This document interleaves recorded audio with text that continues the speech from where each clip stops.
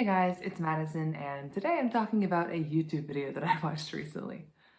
So I noticed that for several weeks in a row, I'd seen this, well, a couple of videos, but one in particular that kept popping into my feed that made me very curious, and it was called Learn Japanese in 4 Hours, All the Japanese Basics You Need. And the first several times I saw it, I just brushed it off, didn't think about it, thought, yeah, right, moved on. But then I started becoming curious. Like, what could be in this video that they would even dare to make this claim? Like, what if it's actually 4 hours of really useful Japanese learning content and I'm just laughing it off and thinking, haha, another learn Japanese in 4 hours kind of a video? That's unrealistic. Now, obviously, just to start off, there's no way you can learn any language in 4 hours. But I figured it was just a sensational title, and I was curious as to what all the basics of Japanese looked like according to the makers of this video. And this video was posted by Japanese Pod 101. So I decided to click on it and watch the whole thing and just see if it's actually 4 hours worth of really helpful content that is a great foundation for beginners, or if it's kind of the useless video that I figured it'd be. I originally intended to watch the entire 4-hour video, ended up skipping a lot of it, which you'll understand why in a minute once I get into what the video is comprised of. So what is in this 4-hour long video? Well, it became pretty apparent within a few minutes of the video that this is not just one 4-hour video that was designed to be a 4-hour video. It is actually just a bunch of smaller videos put together that they already had. So it turns into kind of a hodgepodge situation of a bunch of random stuff. So the first 30 minutes of the video are from a video series called Intro to Japanese or Introduction to Japanese, where they basically kind of give an overview of the Japanese language. I think they only give like 2 or 3 actually Japanese words in this part of the video, but they're just going over like information about the Japanese language. So for example, how the writing systems work, stuff like that. The next 13 minutes was the beginning of a series called Ultimate Japanese Pronunciation Guide. Just the first 3 lessons in those 13 minutes. And again, it wasn't really getting into like specific words and learning words, but I thought it was kind of a helpful general guide on pronunciation. And then they hit you with 3 hours of listening comprehension practice. Yes, I said that correctly. So they've gone over just an overall overview of the Japanese language, like how they have multiple writing systems and how it's subject, object, verb instead of subject, verb, object like English. They give you some general pronunciation tips for how the pronunciation system for Japanese works. And then they start listening comprehension. This was very confusing because they haven't actually really taught you anything besides just information about the language, not any of the language itself. And they jump right into listening comprehension and 3 hours of it. So they start with like 20-ish minutes of beginner, like absolute beginner, very low level kind of content, which I've personally found useful because I've studied a little bit of Japanese and I was able to, kind of test myself using these listening comprehension questions. And then they go from level 1, which is the beginner, to level 2, which is kind of like upper beginner, then level 3, which was their intermediate, and then level 4, advanced. So in the same video that's titled All the Japanese Basics You Need, they do listening comprehension from beginner to intermediate/advanced level in one video. Like, why? I did not understand. So that's the part that I skipped most of, because there's 3 hours of this listening comprehension. I went ahead and went through and did some listening comprehension tests for myself for all of the level 1 stuff, and I even did a couple of the level 2 kind of upper beginner stuff, but I started to understand less and less, and I figured I was just kind of wasting my time at that point. Anyway, so I skipped through all the stuff that was above my level just because there's no point in sitting there feeling like I don't understand anything. So I listened to around, I don't know, maybe 28, 30 minutes of content before I was like, okay, that was fun. Let me see the next section 2 hours later. Yeah, so starting at 3 hours and 40 minutes and going through the end of the video, the rest of it is just a few videos by Risa, who is one of the Japanese instructors with Japanese Hall 101, and she goes through several like kind of top 25 kind of lists. So I wrote down what they were.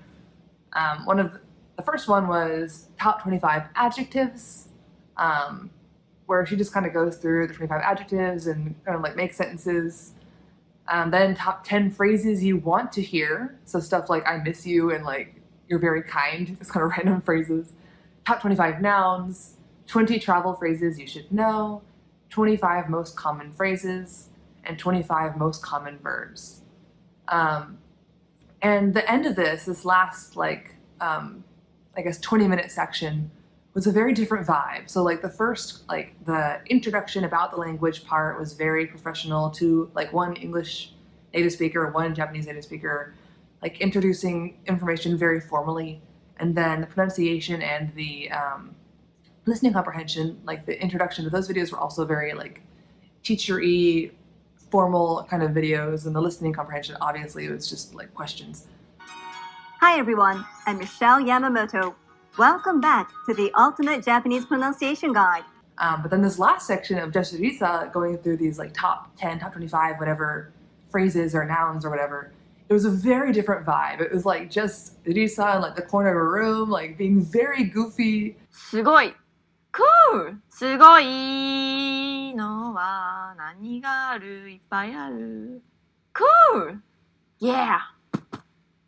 Giggling, singing songs. It was just a very different vibe and kind of threw me off. It was also very odd placement to go from, because literally right after the advanced listening comprehension are these top 25 nouns, which if you're able to get through the advanced listening comprehension, you're obviously not going to need the top 25 nouns or top 25 verbs. It'd be way below their level. So it was just a very hodgepodge feeling video. So my overall thoughts. It was just very strange, very hodgepodgey, like I said. It wasn't really designed for one level. So the title, learn Japanese in 4 hours, all the basics, it sounds very much for a beginner level. But then they go and have some introduction stuff, and they jump to all this listening comprehension, people who have already learned some Japanese or a lot of Japanese, and they go back to like top 25 phrases. It didn't seem like it was for one level. Apart from that, I think there are definitely parts of the video that are actually really useful. So I know it sounds like I've been saying a lot of negative stuff, but I actually overall kind of liked several of the different parts of the video. First of all, the introduction to Japanese, although a little of it was repetitive, I think it actually had some good information for people who don't know a lot about the Japanese language.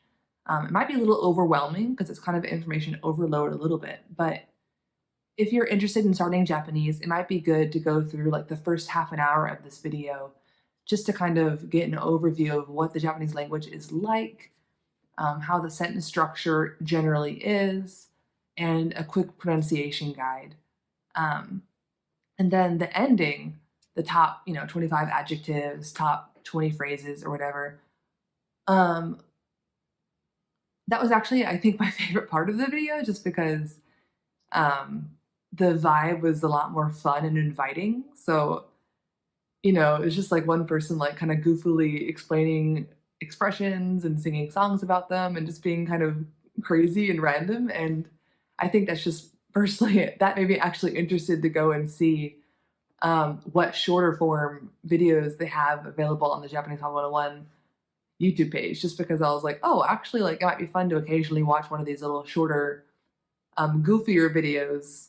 So yeah, do I recommend the video as a whole? No. I do recommend, however, going through and looking at the sections that might apply to you at your, where you're at in your Japanese learning journey. So yeah, I spent around probably 2 hours on that video. And that is my report, what I found, and my thoughts on it. So yeah. And actually, after filming this video, I thought about it, and instead of just like scrubbing through the video to get the parts that are useful, it actually might be better just to check out their actual YouTube channel, because they have a ton of the actual shorter form stuff. They have a ton of videos here, and all of the individual parts of that longer video came from here anyway, so you can just pick and choose the things that fit you instead of scrubbing through a really long video. But any time that you see like one of these really long ones that is like over an hour or close to an hour, it's probably worth avoiding because it's probably just a big compilation of other videos that are here. But yeah, that's pretty much all I have to say for today. So until next time, annyeong, or should I say sayonara?